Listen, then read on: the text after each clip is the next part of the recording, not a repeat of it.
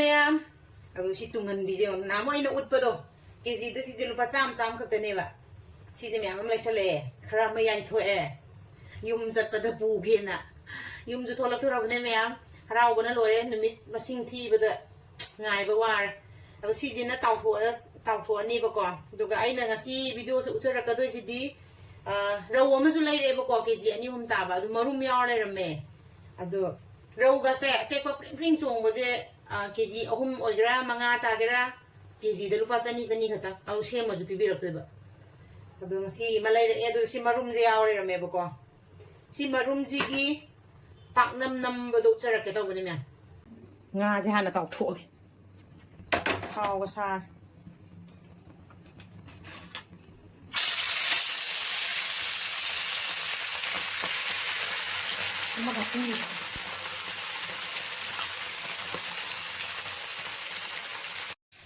सिनी को आइना ngasi कनो तौदजे nga marum do yamdi yamba nate adu ko eni chabaydi am konaran mayang tonje khara ma hapchen ge tawba si jengai rong akang boduni ko aini yumdegi porakpodo nu kanghalla thamba sanam singa suba kita hapchale tilo mana singju ju sudoine mimi gi khitang khitang kha ki doine si jingji ju amuka se moro atek pa khara leire aduga phadigom leire nga marum hapchale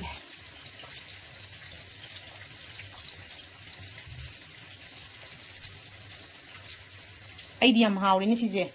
ma'am zoom चाबनी मीजु तौर दो अना सरी से तौबीरगा ma'am Charag तेंबीको हावने थाव गौरग कांखौ गौबसु तौनईदना महूत सिजना हावे अदी अदो ngसाई मचन मैम लोई हापचलेबको थुम खरा हापचले थुमजिना इसा इसागी चांग हापीरेनेको कैंगंग असुबजे मचू फजनब खितंग हापीदोइने यामन माले असुबसु मचू फजनबइने सिना खितंग हापीरगे अतेक थाखरबने सानबदि जीरा मपुमदो दो खितंग अमगा हापचनबिरन सिगी याइंगंजेने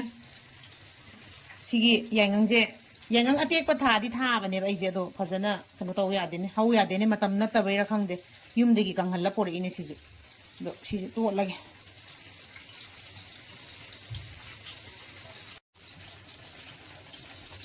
फजना तोटपीरे ला अल्ला दो तौरसु याइबको अदो याइंगंग मनासिनदि मनम नुसिबि हेलिदना अदो कनोजे याम थुना मुनगल्लेबा nga marumse yam thuna mungalleba duna laga yomdraju adum si yaingang manajinane adum yaban adum yamna la muk thabige makhada harasu kasu kaide yaingang la laitradi la da yomaga adum nambasu yai aina yaingang la je sida tharasu kasu yam hau yadeba aina mumbai da leiringai da yam hauwe osida di hau yade ada aina yumdagi dum pura la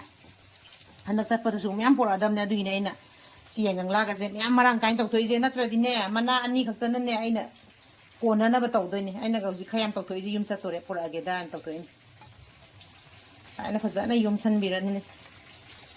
tu aigi tan hauna ba tawa tha bim le noi gra jani si tawa aina mana dak non hapselachi nan janbi kitang lumba man asyam kuina ga sangoi ko se ha la dum mulladam ina mimi singju kitang shuge mimi ata shu ngai dram ni na kobi ke ke mayan pian khra hapsal lani dana aduga shuru makha da ino ji kasai he ke toraga ama mung toringe he odre ji kobi ji ne yam di shuroi da tang shuge to ben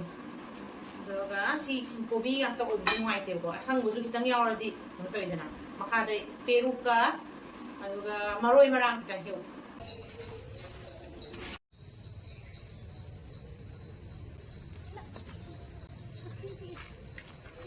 si apa nih sih ayah pun masih deh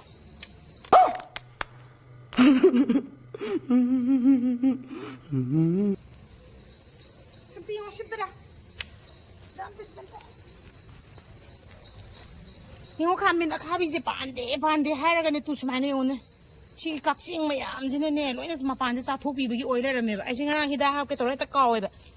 tiang ubah dah ngarang tu yang cip mana ini masih super cip kere si piruk si ke tau bane betu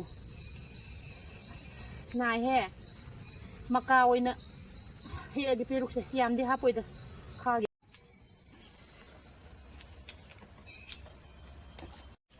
Lucy Lucy चलो चलो उधर चलो ला ला ला ला ला ला ला चलो चलो चलो सीधा चलो मतंगा उनकी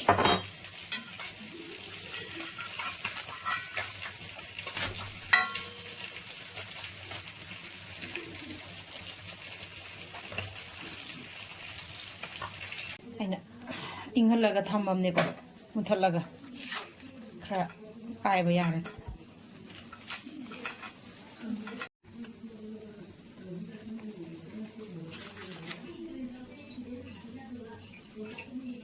sana mulle to ka age si pis pis fazan cham sa ka that lagi cham nuai na ba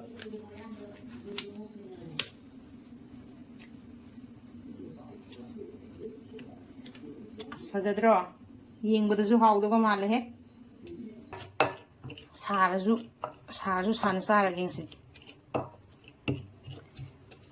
leire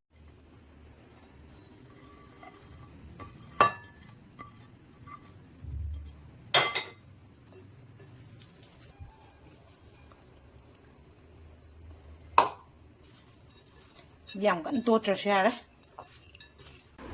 xin được phải pha sầm tân yên cái quả mà xì kia là đi xì kia cái nồi này cùng nằm ra hào ra nằm tiền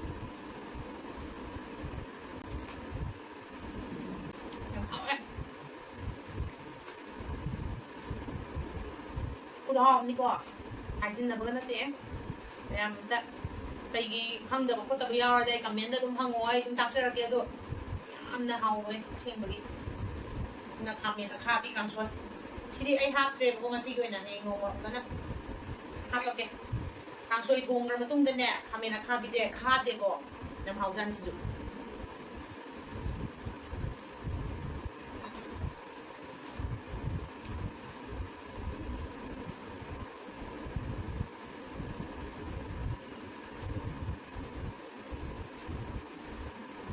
sinju sidi ko pa sa ron ne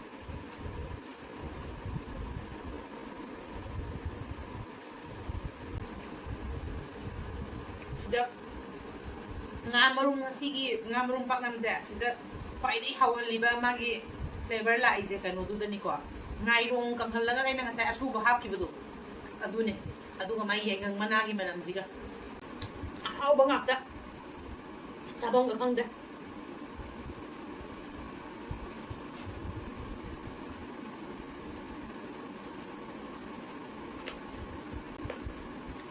matang je kari thongba hapsige kari thongba kano tamninge mayam comment habiramonne kari thongba hapsige nai video se kitang support tawbibo na mayam na like share su tawbiramo comment tawbiramo aduga kari thongba hapsige do habiramo ado masigi oinadi chaabase dum doine loiba haproige ai swaida dum loselege ko me